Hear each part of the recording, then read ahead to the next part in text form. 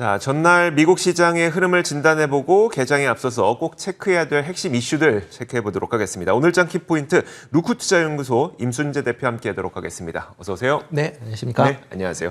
자, 먼저 오늘 시장의 키워드 무엇으로 잡았는지 화면으로 공개하도록 하죠. 바로 오늘장 키워드 이겁니다. 전자상거래의 몸집 불리기 전쟁이라는 키워드를 선정을 해봤는데요.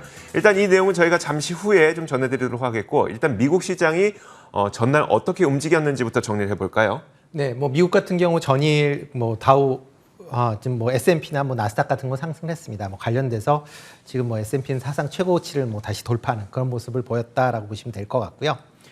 장 전체적으로 본다라고 하게 되면 장중에 좀 약세를 보였다가 장 후반에 좀 강한 그런 모습을 좀 보였습니다. 전일 특별한 경제 지표가 없었기 때문에 그 경제 지표 관련된 부분은 없지만 아마 금일 저녁에 발표되는 게 이제 생산자 물가 지수가 지금 발표될 예정입니다. 지금 관련된 물가 지수가 6.3% 지금 시장 예상치를 보이고 있는데요. 어떻게 될지 좀 더 관심 있게 보시면 좋을 것 같고요. 또 하나가 이제 오늘 내일 이제 하는 거죠. FOMC 회의가 이제 진행이 될 예정입니다. 정책상으로는 기존의 그 정책 기조가 유지될 것이다라고 생각을 하고 있지만 지금 미래 정책에 대해서 이제 어떻게 될 것이냐라는 게 좀 시장에 좀 관심거리 아닌가 싶습니다. 특히 테이퍼링 관련된 부분이 좀 관심이 될 것 같은데요. 관련돼서 아마 점도표가 아마 나올 것 같은데 그 점도표가 어떤 형태로 나타나느냐가 아마 시장에는 향후에 좀 영향을 미치지 않을까라는 생각을 좀 하고 있습니다. 영국 코로나 확진자가 좀 증가를 하면서 관련된 경기 재개주가 조금 주춤거리는 그런 모습은 좀 보였습니다. 자, 그렇다면은 이 미국 시장의 전반적인 움직임을 살펴봤으니까 어제 국내 시장의 수급 특징주를 좀 살펴보면 어떨까요? 네, 전일 같은 경우는 개인 매수, 그다음에 외국인 기관 매도 이렇게 생각을 하시면 될 것 같고요. 외국인 같은 경우는 매도 금액은 크지는 않습니다. 100억 정도 이제 순매도를 했는데 이틀 연속 이제 순매도를 했다라고 보시면 될 것 같고요. 기관 같은 경우는 이제 3,300억 정도 순매도를 보였습니다. 그리고 개인 같은 경우는 3,500억 순매수하는 그런 모습을 보였다라고 보시면 될 것 같습니다. 코스닥 같은 경우는 크게 매매는 없지만 외국인 320억 순매도, 그다음에 기관 개인이 순매수하는 그런 모습을 보였다라고 보시면 될 것 같고요. 연기금이 좀 특이하게 6일 연속 지금 순매수 중에 있습니다. 총 6일 동안은 911억 정도 지금 순매수를 하고 있다라고 보시면 될 것 같고요. 전일 같은 경우에는 이제 업종별로 본다라고 하게 되면 종이목재, 의약품, 전기가스, 비금속이 좀 상승세를 보였고요. 하락은 증권, 보험, 통신. 그러니까 그동안 좀 올랐었던 부분에서 하락을 보였고, 그다음에 어저께 이제 이슈가 좀 있었던 그 종이목재, 의약품이 좀 올랐다라고 보시면 될 것 같습니다. 특히 이제 종이목재 같은 경우에는 이제 펄프 가격의 인상 관련돼서 좀 강세를 보였다라고 보시면 될 것 같고요. 의약품은 CMO 관련된, 백신 관련된 이제 CMO 부분과 그다음에 셀트리온의 그 임상 3상에 영향을 미쳤다라고 보시면 될 것 같습니다. 종목별로 본다라고 하게 되면 이제 외국인이 이제 어저께 시장에서 매수한 종목을 본다라면 네이버, LG전자, 셀트리온, 효성 TNC를 매수했다라고 보시면 될 것 같고요. 매도는 삼성전자, 현대차, 포스코 같은 이제 대형주를 좀 매도를 했습니다. 기관 같은 경우는 이제 네이버, 셀트리온, 한전, LG이노텍을 이제 순매수를 했고요. 외국인 기관이 전부 동시에 순매수한 종목은 코스닥 같은 경우는 이제 네이버, LG전자, 셀트리온, 효성 TNC를 보실 수가 있고요. 그다음에 코스닥 같은 경우에는 이제 외국인 기관이 이제 동시에 순매수한 종목은 셀트리온 헬스케어, LNF, 카카오 게임즈, 하림, 에코프로비엠비 같은 종목을 이제 동시에 순매수를 했다라고 보시면 될 것 같습니다. 네, 전일 같은 경우 코스피가 사상 최고치에 도달했습니다.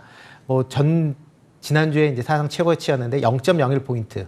아주 극히 미미하지만 그래도 일단 3,252.12포인트로 해서 사상 최고치를 기록을 했고요. 오랜만에 이제 빚 관련 종목들이 좀 강세를 보였습니다. 일단 미국 국채 금리가 좀 하향 안정화가 되면서 성장주에 대한 이제 그런 모멘텀을 조금 기대를 하면서 이제 매수세가 좀 유입되는 거 아닌가라는 생각이 좀 하고 있고요. 특히 이제 빚 관련돼서 배터리나 바이오, 인터넷, 게임 관련주들이 상승세를 좀 보였습니다. 좀 전에 말씀드렸듯이 좀 특이했던 건 이제 셀트리온 계열사들의 이제 코로나 치료제 이제 관련돼서 상승세를 보였고요. 일단 인상 결과가 상당히 좋게 나왔다라는 거가 이제 시장에 좀 긍정적인 걸 미쳤다라고 보시면 될 것 같습니다. 또 하나가 이제 국제 펄프 가격 상승 때문에 종이 가격이 이제 최근 많이 인상이 되고 있는 그런 상황입니다. 톤당 가격으로 하면 925달러까지 해서 사상 최고치를 지금 기록을 했는데요. 이런 이제 흐름세는 이제 2018년도에도 한번 있었습니다. 2018년도에 한 6개월 정도 그 톤당 이런 이제 펄프 가격이 톤당 $900 언저리를 계속 유지를 했었거든요. 그때 당시 이제 제지 관련주들이 비교적 수익률이 상당히 좋았고 뭐 가격도 아마 아직까지도 그 가격을 지금 회복을 못 하고 있는 그런 상황입니다. 그렇기 때문에 최근에 이렇게 벌프 가격 자체가 올라간다라는 것 자체는 아마 향후에 제지 관련주 쪽으로도 뭐 조금 관심 있게 보실 필요는 있지 않을까라는 생각을 하고 있습니다. 알겠습니다. 자, 이제 오늘장 키워드를 저희가 한번 점검을 해볼 텐데 전자상거래 업체 간의 몸집 불리기 전쟁이 격화되고 있다. 이게 바로 네. 키워드였었어요. 좀 어떤 내용인지 설명을 좀 해주시죠. 네, 뭐 최근에 이제 온라인이 뭐 코로나 이후부터 많이 이제 급격하게 네. 증가를 했습니다. 온라인 시장만 본다라고 하게 되면 2018년에 113조에서 뭐 작년에는 159조, 그다음에 2025년에는 270조까지 이제 증가를 할 거다라고 얘기들을 하고 있는데요. 네, 죄송합니다. 네. 매년 이제 이렇게 이제 큰 폭을 증가하다 보니까 지금 시장이 이제 몇 개 회사로 이제 재편되는 거 아닌가라는 그런 좀 기대감들이 많이 있고요. 그렇기 때문에 이제 각 회사들 입장에서도 시장 점유율이 좀 고착화되기 전에 좀 더 자기들의 캐퍼를 늘리겠다라고 해서 이제 공격적으로 최근 들어 이제 그 몸집을 불리고 있다라고 보시면 될 것 같습니다. 이 와중에 이제 이베이 코리아가 지금 입찰에 지금 매각이 되어 있고요. 아마 내일 정도 아마 그 미국 이베이의 그 이사회가 끝나면 최종 낙찰자가 이제 결정이 될 것 같은데요. 만약 이렇게 이베이가 이제 12%를 점유를 하고 있습니다. 만약 이베이를 가져가는 회사 같은 경우에는 뭐 네이버 다음에 이제 그런 이제 시장 점유율을 뭐 충분히 가질 수 있다라고 보여지니까요. 업계 2등 정도의 이제 시장 점유율을 갖게 된다라고 하게 되면 상당히 이제 규모의 경제를 이룰 수 있다라고 보여지고 있고요. 그렇기 때문에 이제 롯데와 신세계가 아주 뭐 상당하게 적극적으로 참여를 하고 있다라고 보시면 될 것 같습니다. 뭐 지금 일단 뭐 시장에 나온 얘기로는 신세계 쪽이 조금 우세한 거 아니냐라고 뭐 얘기는 나오고 있지만 일단 이베이 코리아가 생각했었던 매각 가격이 아직 조금 못 미친다라는 것 때문에 최종적으로 어떻게 될지는 조금 더 지켜봐야 될 것 같습니다. 만약 매각이 결렬된다든가 하게 되면 아마 조금은 지금과는 다른 또 그런 이제 확장 전략이 뭐 나와야 되지 않을까라는 생각이 들고 있고요. 이런 이제 업체 간 시장 점유율을 이제 높이기 위한 이제 적극적인 행보 와중에 카카오 같은 경우도 어저께 이제 나온 것 중에 카카오 커머스를 이제 재합병하겠다라는 그런 얘기가 나왔습니다. 뭐 최종적인 거는 뭐 이사회 결정의 사항에 따라서 뭐 정해지겠지만 2018년 12월에 이제 카카오에서 이제 이커머스 부분을 분사해서 이제 만든 게 카카오 커머스입니다. 뭐 그동안 이제 뭐 여러 가지 카카오 내 이제 선물하기나 쇼핑, 그다음에 뭐 최근에 들어서는 이제 카톡 라이브 같은 쪽으로도 이제 좀 상당히 이제 집중을 하고 있는데요. 이렇게 뭐 집중함에도 불구하고 그렇게 시장 점유율은 그렇게 높진 않는 그런 상황입니다. 한 3% 정도의 시장 점유율을 갖고 있는데요. 이 정도 갖고서는 이제 향후에 조금은 어렵게 이제 산업을 진행할 수 있다라는 그런 생각이 있기 때문에 이걸 카카오 입장에서 좀 더 공격적으로 키우겠다라는 그런 의지인 것 같고요. 이와 더불어 또 11번가 SK텔레콤에서 하는 이제 11번가 같은 경우도 지금 한 5% 정도의 이제 시장 점유율을 갖고 있는데요. 아마존하고 협력을 통해서 좀 더 시장을 좀 키워보겠다라는 그런 이제 보관을 갖고 있다라고 보시면 될 것 같습니다. 그렇다면 이게 시나리오별로 좀 어떻게 될 것 같으세요? 이 이베이 코리아 인수가 뭐 안 된다면 뭐 롯데나 신세계의 악재는 분명한 것 같고 된다면 그 둘 중에 되는 곳에 호재가 되는 건 분명한 것 같은데 네.